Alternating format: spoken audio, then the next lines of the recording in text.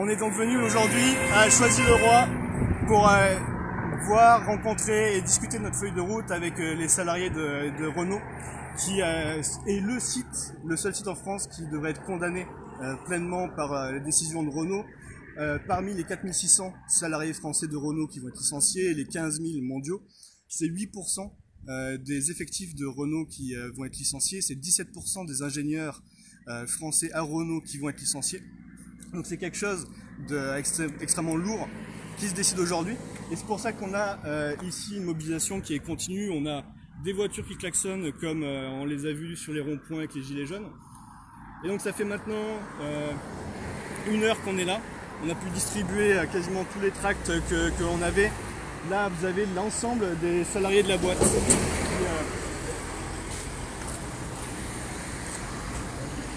C'est vachement important parce que ce qui se passe ici, c'est qu'on a une unité qui est spécialisée dans le recyclage des pièces automobiles. Et on a en fait ici développé, enfin il a été développé, ce que nous ont raconté des employés, des capacités, des compétences dans le recyclage des pièces automobiles que nulle part ils arrivent à faire, qui est plus concurrentiel que même des entreprises spécialisées dans la réutilisation des pièces usées. Et donc ces gens-là, si aujourd'hui on est en train de voir Renault dire on va les déplacer à Flins dans les Yvelines, donc c'est à quelques dizaines de kilomètres, on va pas vous virer directement, etc. Il n'empêche que ces gens-là, ils ont une famille, ils ont des enfants, leur femme a un travail, leur mari a un travail ici. Donc s'ils délocalisent cette capacité industrielle-là, c'est ces gens-là qui pour une bonne partie ne pourront pas suivre et c'est les compétences qui vont disparaître.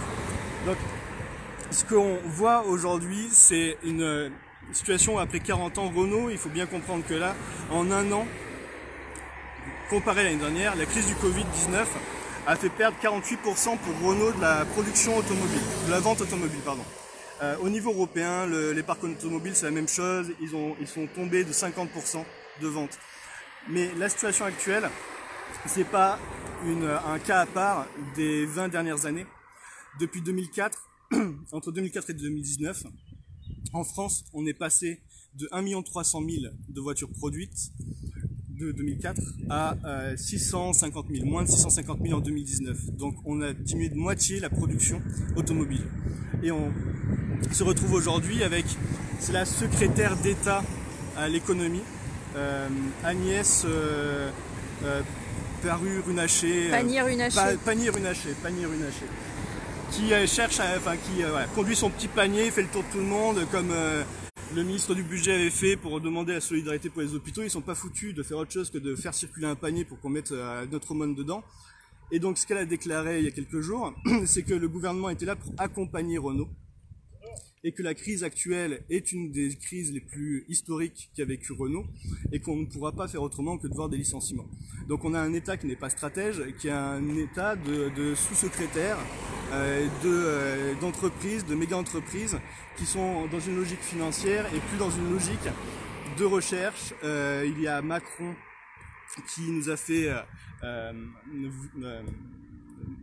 voir l'État comme devant aider ces entreprises-là. C'est 8 milliards pour le monde automobile qui a été prêté sous garantie de l'État. C'est 12 milliards pour l'aéronautique. Sur les 8 milliards, c'est 5 milliards qui ont été prêtés à Renault. Le résultat, c'est 4600 employés qui vont être licenciés en France. Et les relocalisations, c'est pas sur la production actuelle, c'est sur ce que sera fait plus tard. Et sur ce qui sera fait plus tard, c'est l'automobile électrique. C'est pas l'hydrogène, parce que l'hydrogène, ça demande d'avoir des infrastructures, ça demande à ce que l'État ait une logique stratège d'installation d'unités de production énergétique qui puisse permettre une production d'hydrogène sérieuse. Ça serait le nucléaire. Ça demanderait à ce que l'État ait une stratégie pour avoir des centres de distribution, d'avoir des stations-service qui puissent permettre à ce que les gens puissent avoir de l'hydrogène à mettre dans leur voiture.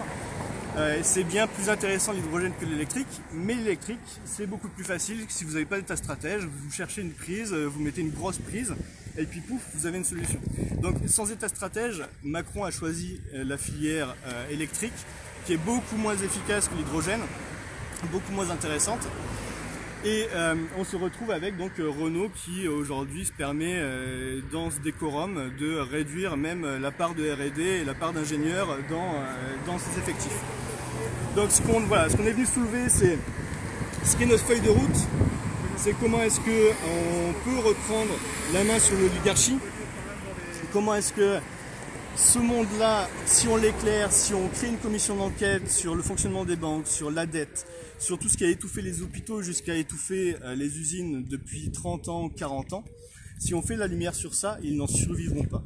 Et les gens ici qu'on a pu voir, quand on leur a posé le fait que l'enjeu c'est celui-là, que leur usine n'aura pas de solution, n'aura pas de survie s'il n'y a pas 5 millions d'emplois productifs qui sont créés en France, si la France n'est pas capable d'investir 500 milliards d'euros sur 5 ans, cette usine n'aura pas d'avenir, il n'y aura pas de solution.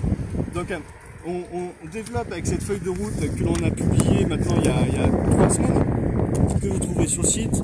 On a sorti une vidéo il y a 3 jours pour pousser ce défi qui est le fait de garder le doigt sur l'oligarchie financière, ne pas voir le débat public nous filer entre les doigts comme ça se fait depuis des années. On a fait cette feuille de route pour poser les priorités stratégiques.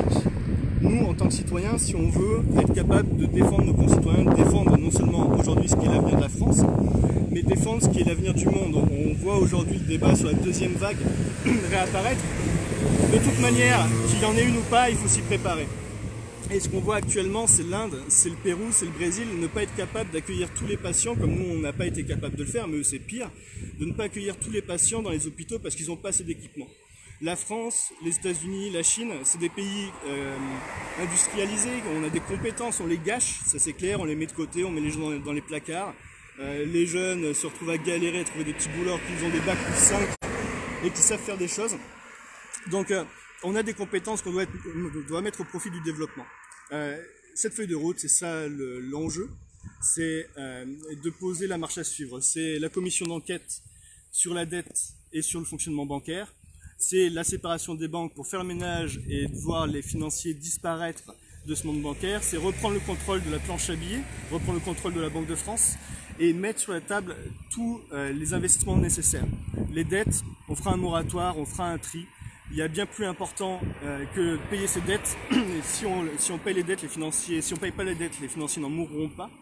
Nous, on a vu qu'en payant les dettes, il y a des gens qui y sont passés. Donc voilà, donc on est venu ici à 4. Là maintenant, c'est plutôt fini la journée.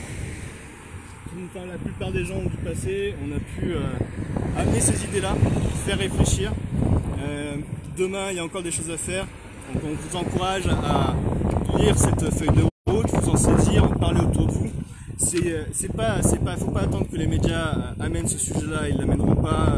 Et non seulement s'ils sont conscients de l'enjeu, ils ont des intérêts à ne pas en parler. S'ils n'en sont pas conscients, ils ne sont pas formés pour parler de choses importantes. Ils sont formés pour faire du buzz et du divertissement, de la même manière que la plupart des politiques.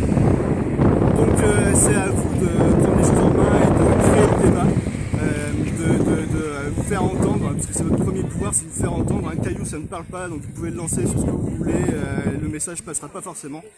Donc c'est à vous de parler de ce que vous voulez. C'est ça le véritable pouvoir. Et si aujourd'hui les syndicats peuvent se mobiliser, si depuis 30 ans ils ne mobilisent plus beaucoup, c'est pas une question de mobilisation, c'est une question de stratégie, de qu'est-ce qu'ils veulent.